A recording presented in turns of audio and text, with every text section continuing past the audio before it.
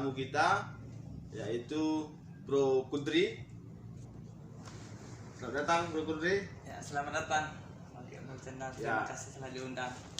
Ya, hari ini kita akan berbicara tentang program PSR. Apa itu program PSR? Sebelum kita masuk ke acara diskusi santai ini, saya akan bicara tentang profil daripada Al-Kudri. Al-Kudri ini adalah penggagas atau motor daripada program PSR di Kota Subuh Salam. Nah, baik, terima kasih Oke Mul Channel atas waktu dan kesempatannya. Sebuah kebanggaan saya diundang di akunnya Oke Mul Channel. Pengusaha sukses Kota Subuh Salam. Pengusaha muda ya. Program Peremajaan Kelapa Sawit Rakyat adalah salah satu program unggulan pemerintahan Jokowi. Saat ini di Kota Subuh Salam sudah masuk ke tahun kedua. Alhamdulillah di Subuh Salam di tahun 2019 kita sudah, pemerintah Subuh Salam melalui koperasi-koperasi yang ada telah berhasil mengurus rekomendasi teknis seluas sekitar 1.400 hektar. 1.400 hektar. Dan insya Allah tahun ini jatah Subuh Salam ditambah karena keberhasilan dari pihak pemerintah, dinas, dan rekan-rekan koperasi atau Gapoktan. Tahun ini kita diberi jatah sekitar 2.500 hektar. Ya, kemudian ada pun program ini ditujukan kepada seluruh masyarakat Kota Subuh Salam. Nah, syarat-syarat utamanya ya yang pastinya harus ada lahan perkebunan kelapa sawit yang sudah berusia di atas 25 tahun atau lahan kelapa sawit yang tidak produktif hasilnya, atau lahan kelapa sawit yang gagal panen atau dirusak hama atau terkena banjir dan lain-lain. Kemudian kepada para petani hanya diberikan syarat KTP, KK, surat tanah, tidak koordinat gambar. Mungkin di Subuh Salam ada sekitar kurang lebih 10 koperasi atau Gapoktan yang sudah mengurus. Kalau untuk lebih lengkapnya bisa datang ke Dinas Perkebunan Kota Subuh Salam. Ya. Itu dari segi syarat, dari segi tata cara.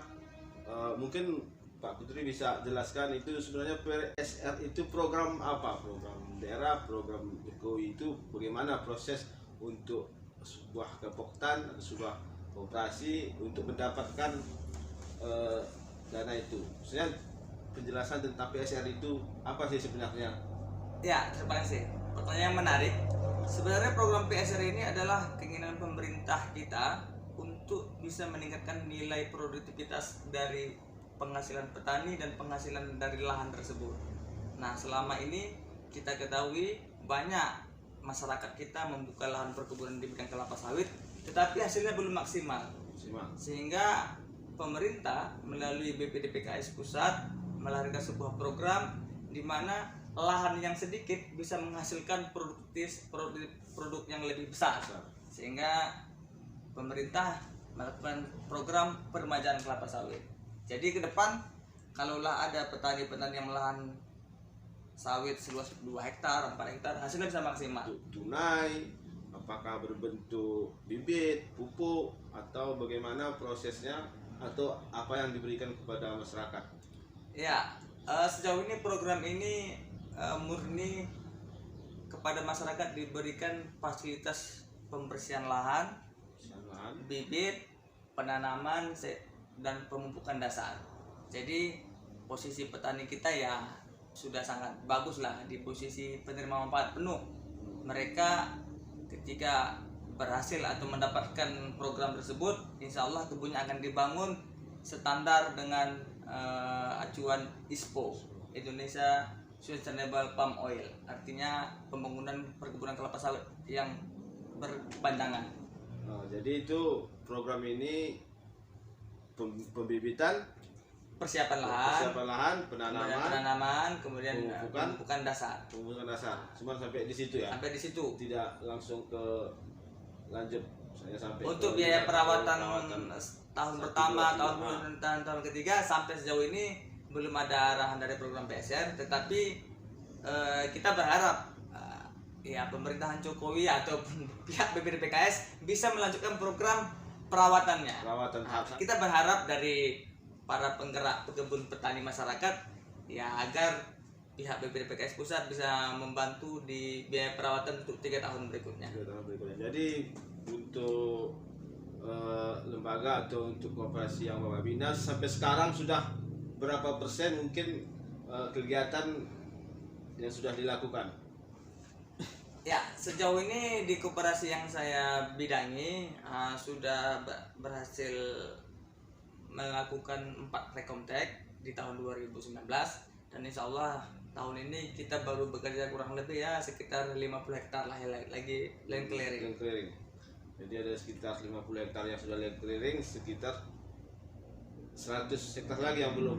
Oh belum, masih banyak Pak? Masih banyak ya? Masih banyak. Oke pemirsa, itu tadi bincang-bincang dimasukkan. Bisa mungkin sedikit lagi kami bertanya, kira-kira lahan-lahan, syarat-syarat lahan-lahan apa aja yang harus bisa dimasukkan? Apakah bisa itu rawa, gunung, apakah syaratnya itu lahan apa? Lahan pribadi, lahan coba sedikit penjelasannya. Ya, untuk gambar umum lahan yang bisa dimasukkan untuk mengikuti program PSR yang pastinya mau rawa, gunung, darat, yang pastinya lahan tersebut sudah ada tanaman sawitnya. SKT ya? Bukan, sudah ditanam sawit. Kemudian nanti apabila sudah ada tanam sawitnya, itu dia berhak untuk mengikuti program PSR. Yang kedua, syarat berikutnya tidak masuk dalam areal HGU. Kemudian tidak juga masuk dalam areal hutan lindung, tidak masuk areal, mungkin di Simsalam tidak masuk areal rawa singkil, tidak masuk areal tahura, ya begitu. Kalau untuk surat bukti kepemilikan SKT bisa, cuman tidak harus sertifikat. Tidak harus sertifikat. Atas satu nama itu hanya bisa maksimal mengusulkan 4 hektar. Itu untuk masyarakat miskin, masyarakat kaya. Ya, ini perlu juga kita luruskan. Mungkin selama ini banyak simpang siurnya. Jadi program ini bebas. Boleh pegawai negeri sipil, boleh TNI, boleh Polri, boleh juga anggota DPR. Yang penting satu nama hanya bisa mengusulkan 4 hektar. Satu nama untuk 4 hektar sawit. Jadi ada sedikit tadi itu masalah yang sudah ada menanam, walaupun umurnya masih sawitnya masih kecil, sekitar 5 tahun 10 tahun. Kalau misalnya tidak produktif bisa untuk di replanting, bukan harus umur 40 tahun atau 25 tahun gitu ya. Iya begini, kita kan menyadari dari awal berdirinya pemerintah kita di Simsalam, masyarakat banyak besar menanam kelapa sawit. Tetapi selama ini bibitnya kan asal comot saja. Nah, meski umur sawitnya baru 5 tahun, 7 tahun atau 10 tahun, seandainya masyarakat ada merasa hasilnya kurang puas atau maksimal karena bibitnya tidak bagus, maka dia juga boleh mengikuti program tersebut.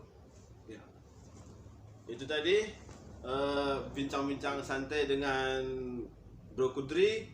Mudah-mudahan masyarakat Kota Simsalam yang sawitnya perlu untuk di replanting, silahkan mengajukan program ini ke koperasi-koperasi atau ke lembaga-lembaga yang membidang ini. Kalau misalnya apa informasi, silahkan ke Dinas Perkebunan dan Pertanian Kota Simsalam, yang syarat-syaratnya sangat mudah dan nanti akan diarahkan untuk pelaksanaannya, sehingga ke depan produksi kelapa sawit yang merupakan unggulan, komoditi unggulan Kota Simsalam lebih baik, lebih bagus, dan lebih stabil harganya.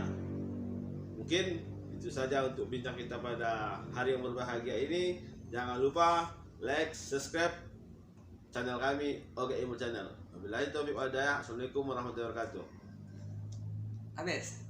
Jadi ya mungkin saya Kudri ingin mengkampanyekan agar kepada rekan-rekan mahasiswa, pemuda, aktivis, rekan-rekan muda ya, tolong dibantu channelnya Oke Mul channel untuk like, share, and subscribe. Mudah-mudahan like-nya bisa menembus angka 1 juta. Oke, sukses terus Oke Mul channel.